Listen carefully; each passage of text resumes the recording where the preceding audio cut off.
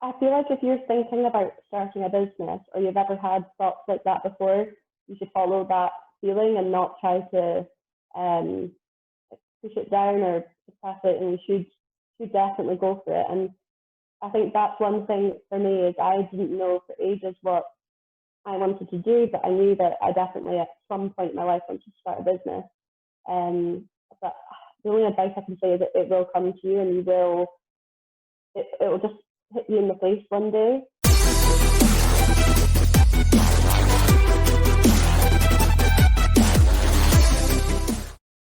Hi, and welcome to this week's episode of Student Enterprise TV, your weekly source of inspiration, practical tips, and nonsense. This week, episode 21, I'm joined by a very, very special guest, Kirsty, also with a K, who runs Crunch, which is based in Edinburgh. So, Kirsty, you are our first ever guest. So, welcome. Ooh, thanks for having me. Well, thank you for being here.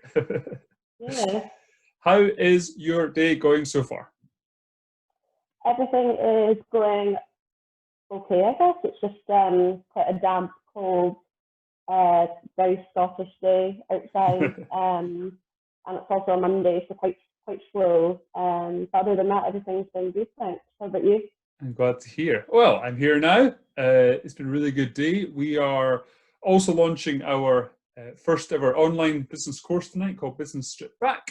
So a lot of a lot of hard work going into that, and really, really excited to launch it. So it's been, I guess for me, the opposite of a slow Monday, but still very damp outside.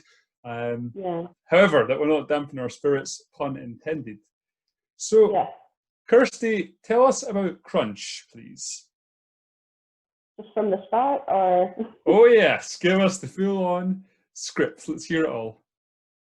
well, yeah, I don't really know where to start. So I guess maybe for a lot of people it'd be kind of relevant to start back at like when I finished uni, which was Yeah. last summer.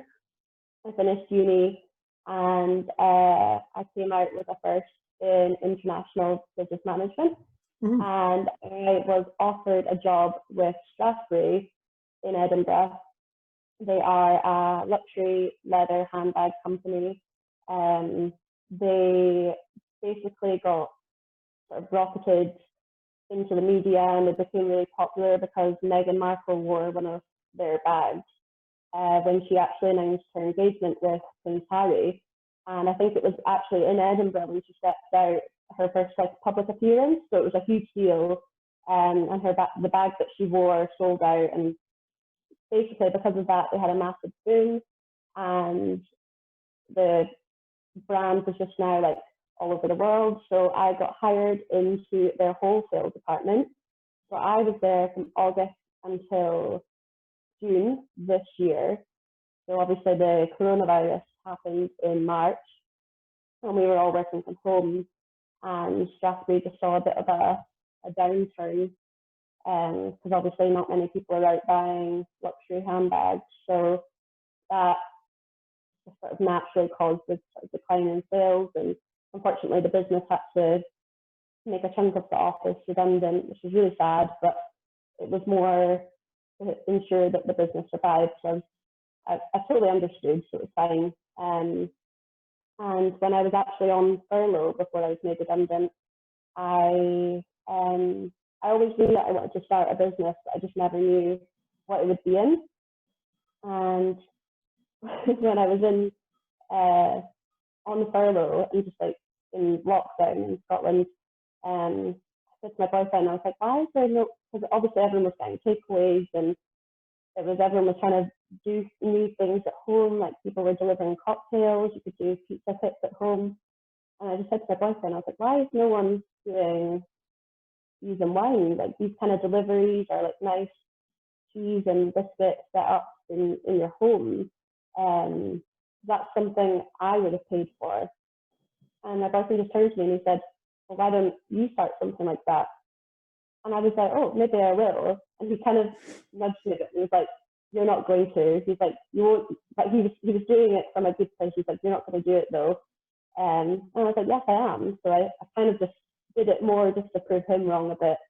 Um, and just to I basically just wanted to create a product that I would buy for a price point that I thought was accessible. And so yeah, that's how it all kind of started. And then I just found a supplier, ordered in products, sort of trial tested them, looked into packaging, and then when I finally had what I would call like my final product, I then just took some. It was very basic. I just took some pictures on my camera of it, created an Instagram account, and then just said like, does anyone want a box? Like I'm selling these boxes around Edinburgh, and it was actually just like really quickly took off. Like I just didn't really expect the response that I got. So my first week, I was just delivering the boxes every Friday. So I thought that would be a nice day for everyone to get the box sort of in time for the weekend. And on my first I launched on a Friday, and I had a week to get sales for the next Friday. And I said to myself, I'm going to set myself at 20 boxes. That's how many boxes I have, and that's how many I want to sell on my first week. So in my first week, I sold out and managed to sell all 20 boxes, which was amazing. And then, yeah, just ever since, I've just been still making my boxes, and now I've opened up more days.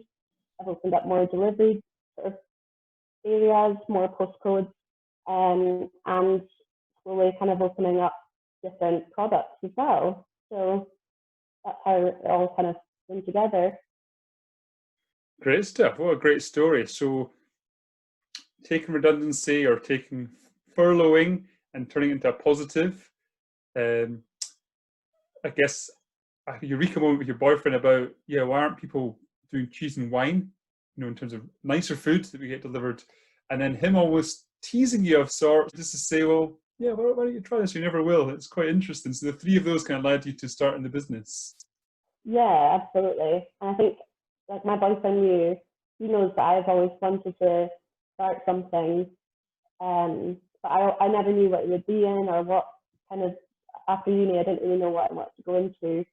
So I think when he thought it was quite a good idea, so that's why he was kind of nudging me and trying to see if I would actually start it up and actually take action for it. That's great. That's great. So when you say you always thought you'd have your own business, where do you think that comes from? I'm not too sure. I mean, I think doing a business degree, you kind of always think like I'm gonna use that to do something in the future. But I think maybe both my mum and my dad, they both have their own businesses that they've started up. So I've kind of seen it from both of them, and they're both very different businesses and stuff, and they've both been very, like, not pushing, but they're always like, you should definitely try something. And when I was first thinking about starting up Crunch, I wasn't nervous to tell my mum and my dad, but I thought, oh, they're going to just tell me to get a job, or they're going to just tell me to play it safe because we're in the middle of a pandemic. But when I first told them both, they were both so supportive. They were like, you need to go for it. That's such a great idea. My mum was sending me like different pictures or ideas, and then my dad was like telling like all the family and stuff, and they were both really supportive and behind me as well. So I think that also kind of helped. I always knew that they've kind of been there and done that, so that would always help me in the future. Yeah, so you had to support your family, which was fantastic, and your boyfriend clearly, and you've done a business degree. So the three of this, I guess, really helped with that. That's, not Yeah. everyone has a mum and or a dad, whereas you've got both in this instance to have their own business. I think that certainly really helped you. It's great they were so supportive, so that's really good to hear. Just yeah, absolutely. Rewind a little bit. You did business management? Was that what you studied, or was it international? Sorry, did you say this earlier? International. I wasn't listening. Yeah. I'm a terrible interviewer. I'm terrible. I should have been taking notes. And what university were you at?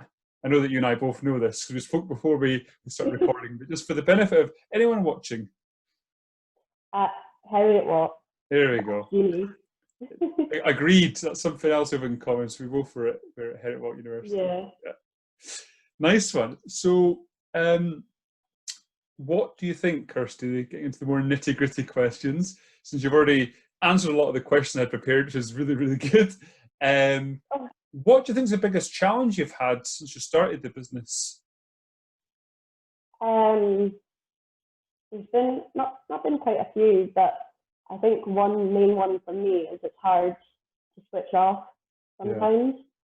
I know when I was working at Strathbury in the mornings, I wouldn't really have to think until sort of 9 a.m. when I opened up my laptop and I was writing emails.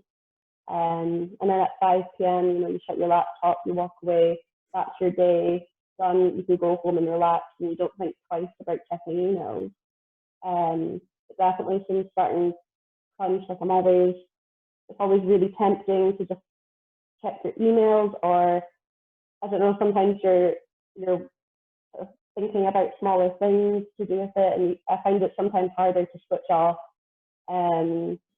which I think is quite normal though, because I'm still in the early stages, so there's maybe a bit of uncertainty and a bit of worry there, so you're always naturally going to find it hard to switch off.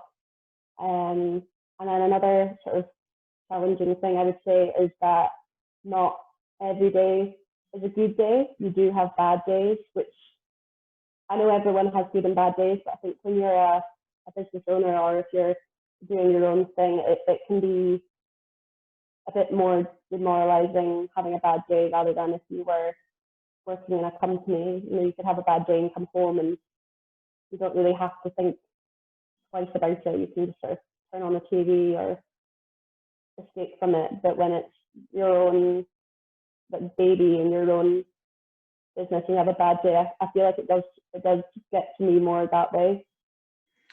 Yeah, I can relate to that 100%. As one of the co-founders of Acorn Enterprise, I can relate, because we take it so personally, we put everything into it. It's almost like when someone gives us that nasty feedback or doesn't buy our services or whatever it is, we just take it so personally because it's like, I put so much into this. Why can't you just see? So Yeah. I totally relate to that. And then the whole not taking time off or feeling guilty when you take time off again, that will just come with time, because it's just one of those things that you just kind of. I heard a really good phrase that I always use, and I don't know where I stole it from, but it's business doesn't get easier. Business doesn't get easier, but you become a better business person.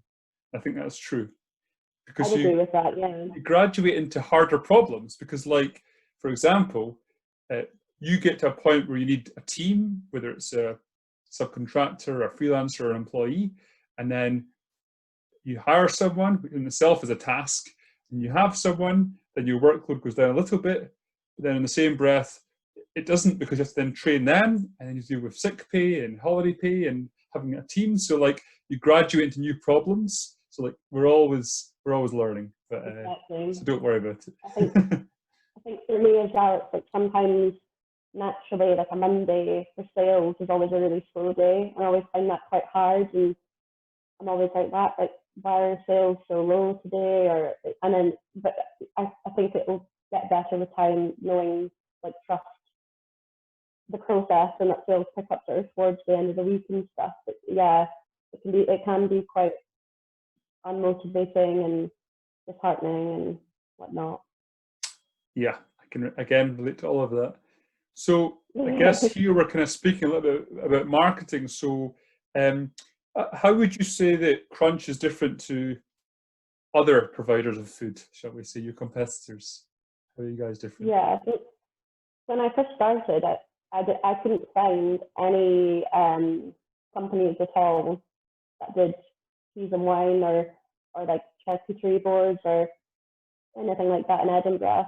And then obviously when I started up, naturally you come across your competitors. So that was one thing I kind of noticed, is that all of their marketing is different to how I would market it. And it's not necessarily a bad thing, it's just more different customer segments, I guess. And I also kind of noticed that the other companies have their own styles. So some focus more on quality and like where the ingredients come from. Some people focus more on like a higher price point. Whereas I knew sort of in the Edinburgh market where I wanted to be was accessible price point, good quality, but not necessarily 100% Scottish produce, and something that looks great as well, that you can take a picture of, or it's really presentable, or it's a nice gift. So I think those were the things that I wanted to be really strong on, with like my morals and my values. And I think that's maybe what has led me so far, touch food for success, because I know what sort of positioning I want to be in. There's other companies in Edinburgh that offer what I do, but they're a bit more high end. So I just wanted to bring myself a bit below them and kind of bring my prices down to kind of price cut them, but then also still offer just as, or if not, a better looking product. So very interesting. Yeah, no, I think it's good to look at what your competitors are doing for sure, and see where the gaps are. Is it something you've done? And you know, we all buy different clothes. That's for the different clothes shops. So what appeals to one person doesn't appeal to another, and that's what's so cool about what we do. So you mentioned again before we started recording, but if you could repeat yourself, what who is for you the ideal customer? Since you mentioned a minute ago, the target segment for Crunch. So it's actually quite funny, because when I started, I thought that my target customer segment would be me, like I'm the typical customer. But I think it's changed. I was initially marketing and wanting to appeal towards like a sort of student, young professional, sort of 20s to 30s, younger customer. But I think it is a real mix. But my target customer definitely is female, and in the regions of about 30 to 50. So a bit older than what I had actually seen my brand as, but not necessarily, like I still do get what I thought my target customer would be, but it really is a total mix as well, but definitely is sort of more like 30 to 50-year-old women. That's super interesting that you thought it was one thing and it's turned out to be more of the other. It's really, really fascinating. And I'm sure many business owners, when they start, have exactly the same experience. And even for us, you know, we're 7 years old this year. We started in Fife. We now do activities all across the UK. It was never in the plan. So I think just go with it. Just go where the money is, which is really, really cool. And how are you, you mentioned about marketing there. How are you getting word out about the product? My biggest form of marketing, I have to say, is word of mouth. I can't believe how many people, when I go to deliver boxes, say, oh, a girl from my work, or one of my friends, or my mum's brother, you know what I mean? It really is word of mouth. And when I first started doing it, I was taking orders through just Facebook and Instagram, so it was very informal. And because you're actually speaking to the customer, you build up a bit of a rapport, and they sort of just tell you random things, and a lot of them would say, oh, I've been recommended, or I've been, my friend or so-and-so, I saw them have it, so now I've had it. And as well, when I go to drop off the boxes, a lot of people do tell me that way. And actually at the weekend, I did a grazing table, and the woman who I did it for, she told me that she found out about Crunch because her friend won one of our competitions. So I thought that was really cool, because sometimes when you do a competition, I think it's like, oh, I'm giving out a free product, I'm not going to really see any return on that, but that sort of generated in return almost like a small event for me. So definitely word of mouth is the biggest marketing. And then alongside that, I think Instagram and Facebook are my main sort of social platforms to pay for ads, and just to sort of raise more awareness and try and get people to come across my page that maybe don't know anyone who has tried Crunch before, or just like totally unconnected. Interesting. So you've got the two strong ones there being social media and word of mouth. So that's really, Absolutely. really, yeah, that's key, I think. Great. So my last question, if I may, is, so other students, other graduates that are thinking about starting a business, or given the way the world is right now, they're not quite sure what they want to do with their future. Any tips or advice for those about why they should start a business, or at least look at it, and just based on your experience, Kirsty?